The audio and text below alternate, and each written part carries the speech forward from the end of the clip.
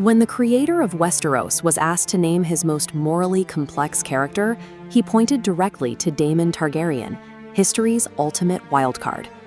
To understand the physical threat behind the face of the prince, look at his arsenal. From his teenage years, he wielded Dark Sister, a legendary Valyrian steel sword passed down through the royal bloodline. But a sword is a small hazard compared to his mount. He rides Caraxes, a battle-hardened dragon known by the Keepers as the Bloodworm. Combine royal ambitions with a legendary blade and a terrifying veteran dragon, and you get a highly unpredictable problem for the ruling family. In his youth, he took command of the City Watch, cultivating fierce loyalty among the ranks, while spending his nights deep in the criminal underworld of Fleabottom.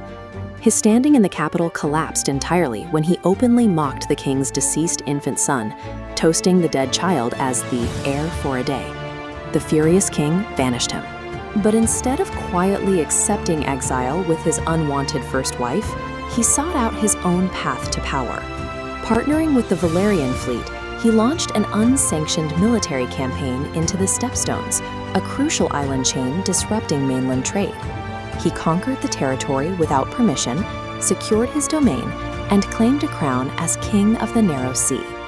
This campaign cemented his method of operation.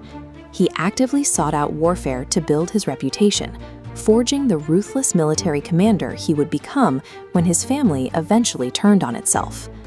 Years later, following the death of his second wife, Rhaenyra, he made a highly calculated pivot.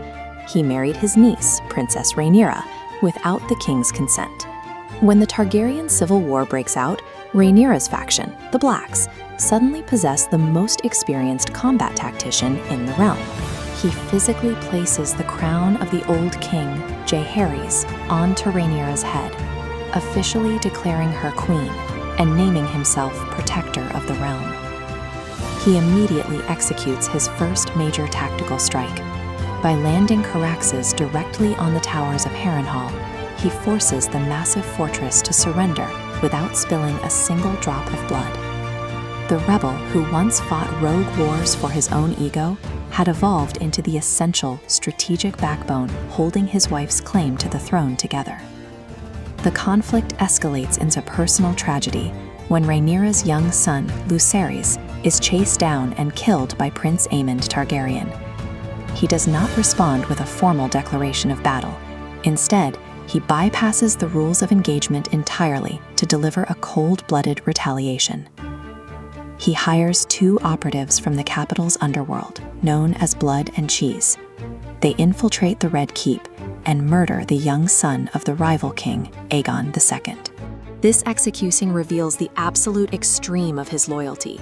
He will protect his family's interests, and he will eagerly cross the darkest moral boundaries to ensure his enemies pay in kind. As the conflict burns through the Riverlands, he occupies Harrenhal and waits for 13 days, specifically luring Prince Aemon into a direct confrontation. This chart shows the immense physical mismatch.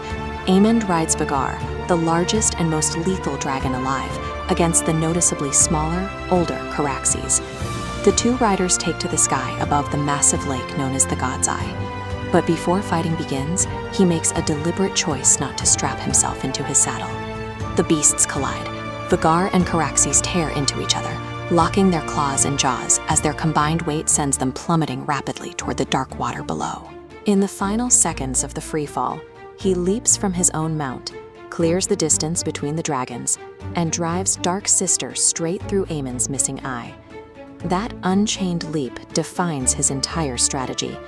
He understood exactly what the physics of the fall meant, yet willingly accepted mutual destruction to remove the Green's greatest asset from the board. The impact killed both dragons.